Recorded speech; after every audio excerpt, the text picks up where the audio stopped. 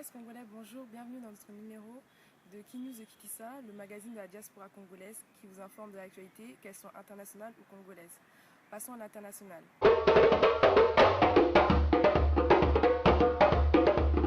Libye, l'OTAN frappe Tripoli. Le régime libyen envisage de lever le siège à Misrata. Voyons ce qu'il en est.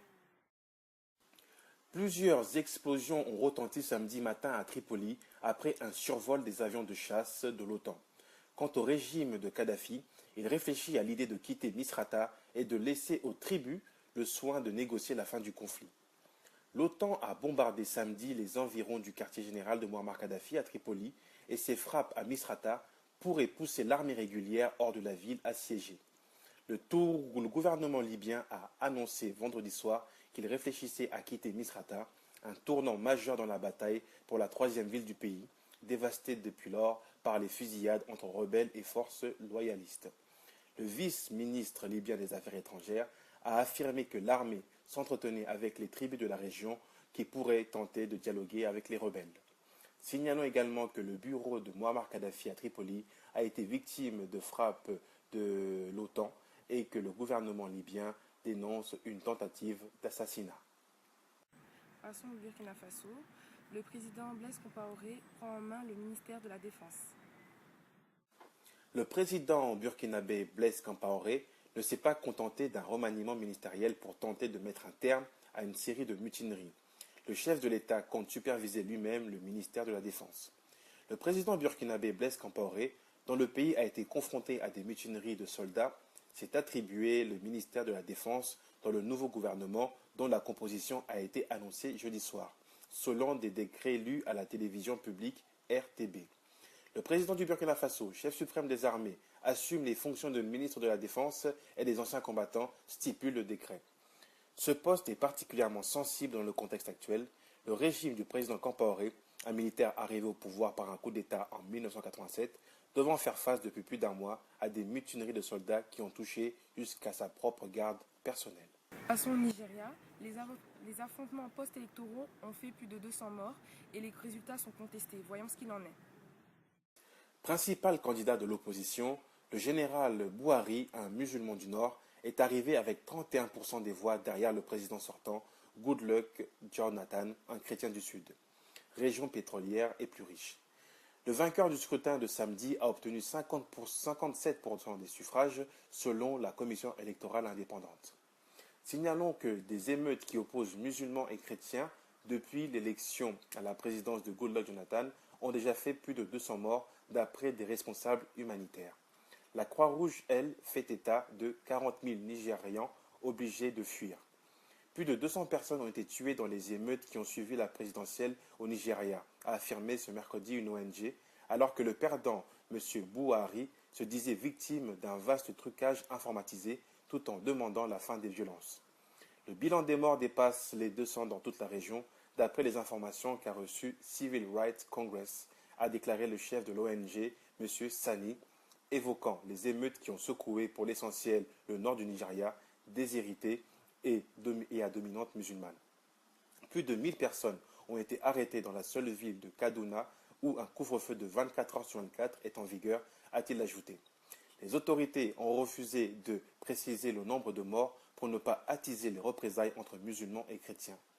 De nombreux corps ont aussi été brûlés et jetés dans des puits, rendant le bilan difficile. La Croix-Rouge a fait état de plus de 400 blessés et de près de 40 000 déplacés, réfugiés dans les casernes de la police et de l'armée. Des couvre-feux et des patrouilles militaires avaient ramené un certain calme mercredi dernier. Bon. Après la page internationale, passons à la page congolaise.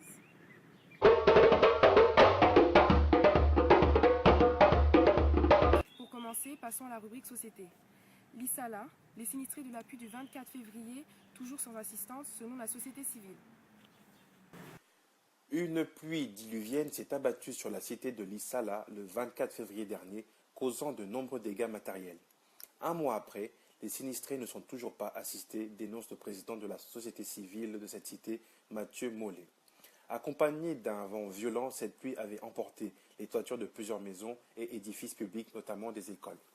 Le président de la société civile de Lissala, Mathieu Mollet, indique que faute d'assistance, les familles sinistrées passent la nuit à la Belle Étoile et les élèves des écoles touchées par cette catastrophe ne suivent plus de cours.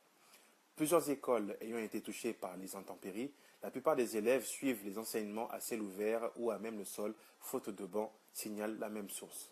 Le président de la société civile de l'Issala dit avoir fait un rapport circonstancié à l'autorité locale, provinciale et même nationale à travers les députés élus dans ces circonscriptions électorales. Passons à la page politique. Intolérance politique, Kamere écrit au vice-premier ministre Loumanou.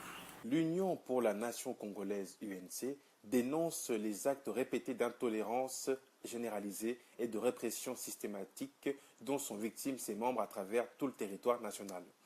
Dans une lettre adressée mardi 19 avril au vice-président et ministre de l'Intérieur Adolphe Loumanou Nsefou, Vital Kamerhe, président national de ce parti politique de l'opposition, met ce dernier devant ses responsabilités. L'ancien président de l'Assemblée nationale cite des cas précis pour illustrer cette intolérance politique. De Goma à Kindu et d'autres contrées de la province de Maniema, en passant par Bukavu et Shabunda, notamment, écrit-il, l'UNC vit un véritable calvaire. Interdiction de meeting, arrestation des militants, multiples provocations de la part du parti présidentiel PPRD, avec le soutien de la police et de certaines autorités locales, etc. Autant des faits que Vital Kamerhe porte à la connaissance du ministre de l'Intérieur et de la Sécurité. Il s'agit là, souligne-t-il, de violations massives et systématiques de la Déclaration universelle des droits de l'homme, de la Constitution et des lois de la République. Ce qui contredit fondamentalement, relève Kamerhe, les positions officielles du gouvernement de garantir au pays une tenue d'élections libres, démocratiques et apaisées. Le président de l'UNC invite ainsi le vice-premier ministre Loumanou à prendre ses responsabilités en vue de garantir à son parti le plein exercice de ses libertés conformément à la Constitution et aux lois du pays. Continuons avec la rubrique économie. Loi Obama sur les minerais. Depuis le début du mois d'avril, les utilisateurs finaux des minerais de la RDC ont décrété une sorte d'embargo contre les minerais non certifiés qui sortent de la RDC. Cet embargo fait suite à une disposition de la loi Dodd-Frank qui veut tous les minerais qui proviennent de la RDC et de ses voisins soient certifiés pour éviter les minerais de sang. Cette loi entre en application le 1er janvier 2012. Les exploitants miniers de l'Est de la RDC demandent aux industriels de continuer à acheter leurs produits avant la mise en application de la loi. Ces derniers estiment qu'il est prudent d'arrêter déjà l'achat de ces minerais qui risquent d'enfreindre la loi parce que ces minerais prennent parfois jusqu'à 9 mois pour arriver à destination, ce qui risque de coïncider avec la date du 1er janvier 2012. Pour Yves Bawa, directeur du programme de l'ONG Pacte, qui travaille dans la gestion des ressources naturelles et qui est partenaire avec ITRI, Institut des recherches technologiques et industrielles pour la mise en œuvre du système de traçabilité des minerais en RDC, l'application de cet embargo est effective. Il explique que, sur le terrain, les creuseurs n'exploitent plus parce qu'ils ne savent pas à qui vendre. Mondial féminin 2011, handball club congolais, passons la page sport.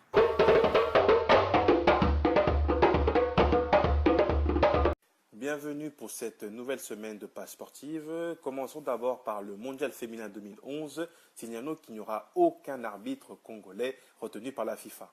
Aucune femme en noir de la RDC n'a été retenue par la FIFA pour officier lors de la 6e édition de la Coupe du Monde féminine prévue le 26 juin en Allemagne. Cette compétition devra prendre fin le 17 juillet. L'instance mondiale de football a rendu public ce vendredi 22 avril la liste de 51 arbitres choisis à cet effet. Passons avec la CAVC Handball. JSK termine en 7e position. Chez les messieurs, le Handball Club Congolais, Jeunesse Sportive de Kinshasa, JSK, engagé à la 27e édition de la Coupe d'Afrique des vainqueurs de coupe, la CAVC, a terminé le championnat en 7e position. JSK a accédé à cette place après avoir battu le club gabonais Stade Manji 19-26. Un match de classement joué au palais polyvalent des sports de Warba au Cameroun. JSK avait l'avantage depuis la pause et menait déjà 12-7.